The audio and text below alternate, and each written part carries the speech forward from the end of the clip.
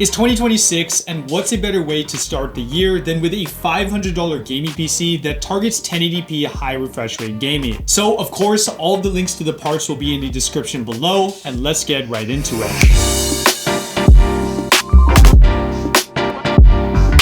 So starting with the CPU, we have the Ryzen 5 5500. Now you can find the CPU for around $92 on Amazon, and it's a pretty decent choice. The CPU usually gets compared to the Ryzen 5 3600 because the price and performance is very similar. But the Ryzen 5 5500 actually has half of the cache that the higher tier 5600 has, and also only supports PCIe 3.0. The 3600 can actually support PCIe 4.0, which means that it's compatible with PCIe 4.0 GPUs and SSDs. But when you actually compare the performance between the two, they're actually very similar, even with that limitation. But I'm actually going to link both of the CPUs down below because they are very similar in performance, and usually you can just go with whatever is cheaper at the time. Next up, we have the motherboard, which is the MSI B550M PRO-VDH Wi-Fi. Now, the reason I'm going for this board is one, it comes in at around $91 on Amazon, which is a pretty decent price, but it also has some really good features as well. The VRMs are pretty solid, and it also has built-in Wi-Fi, which for a lot of you is probably really important. But most importantly, it completely works with all the parts in this build with no issues at all. So just a really solid board that just works with everything, and honestly, I've been using it in a couple of my builds and just have no issues whatsoever. And now for the fun part, we have RAM. So the one I have here is the T-Force Vulcan Z 16GB DDR4 3200 MHz kit, and that's pretty much what you're going to try to aim for. The reason why I'm saying that is because the best way to get a good price on RAM right now is going through the used market. So using sites like Facebook Marketplace, OfferUp, or even eBay to get a good price on a similar kit. So for when you're searching for your RAM kit, you're going to want to get something similar, so around 16GB and around the 3000 to 3600 MHz speeds. That will be perfect for the Ryzen CPU and the rest of the build, and also will get you good performance. It doesn't really seem like the RAM price is going to end anytime soon, so if you want to get a good price on RAM, this is the best way to do it. And for the SSD, we have the WD Blue 500GB SN5100. Now this is an SSD that I've used in a ton of my builds, and for good reason. And honestly, the number one reason is that it's just reliable. But the one I actually have linked below is the Crucial P310 500GB model. And the reason for that is that it's actually $10 cheaper than this one. It actually went up in price just recently, which the P310 is still at $62. So that's the one I'm going to link in the description below, along with this one. But overall, just a really solid option. And I know 500GB isn't a lot of space, but with SSD prices being pretty bad as well, honestly, 500GB is going to be a good starting point, and then later down the line, you can add some more as well.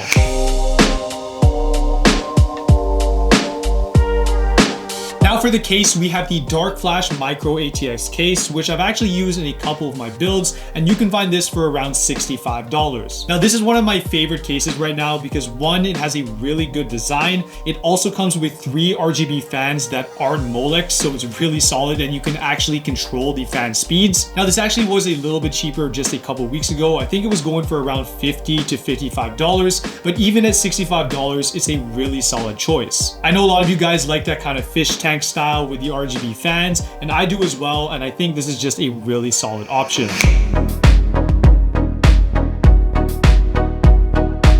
Now for another trusty friend, we have the MSI Mag A550BN. Now the reason why I go with this power supply so often, because if you've been watching a lot of my videos, you know that I use this power supply a lot. And the reason for that is one, it's readily available and pretty cheap, and two, it's pretty reliable as well. For around $55, you're not really going to get a better option than this. And of course, 550 watts isn't a lot of power, but with the parts we're actually using, it will work completely fine. And yeah, you're gonna see these in a lot more future videos because this power supply honestly is just really solid. And now for the fun part, we have the GPU, which is honestly one of my favorite choices, which is the RX 5700 XT. You can get these for around $120 used, and honestly, it's a really good value. It has 8GB of VRAM, which is still enough for most 1080p games, and the performance is really solid, which you guys will see in a little bit. But I do really like the price on this card for the performance you're getting. You can even get this for cheaper if you haggle a bit or stay patient. But overall, this card is really solid. The only real downside is that that these usually run quite hot, but with the case and the fan setup we have, it shouldn't be any issue. But pairing this with our CPU, we should be able to get some pretty decent performance, even with the Ryzen 5 5500 being a little bit limited.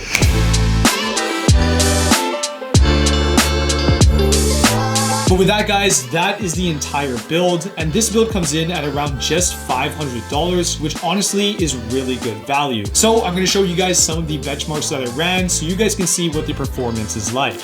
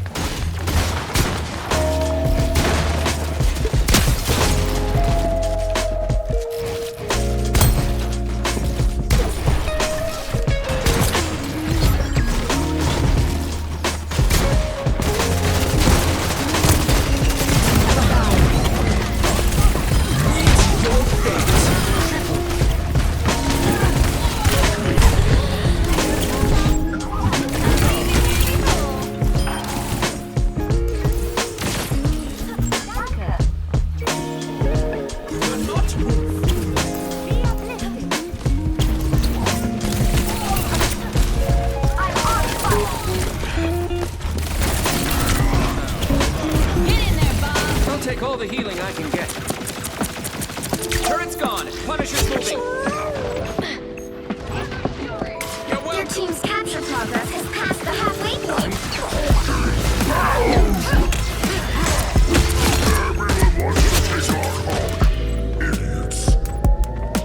Control seized.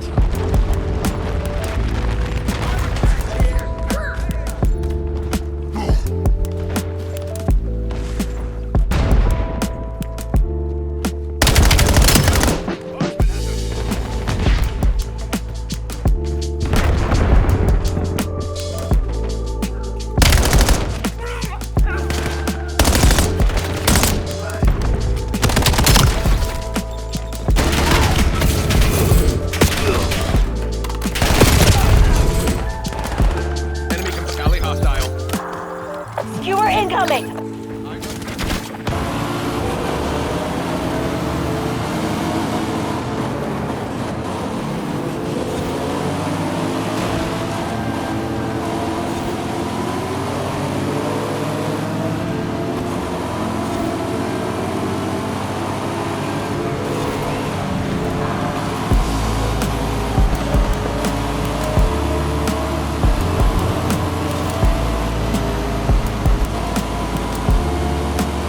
So as you guys can see, the performance at 1080p is pretty solid, and if you guys do some additional tweaks, you can probably get some better numbers as well. But yeah guys, I hope you guys enjoyed this video. Make sure to leave a like and subscribe, and I'll see you guys all in the next one.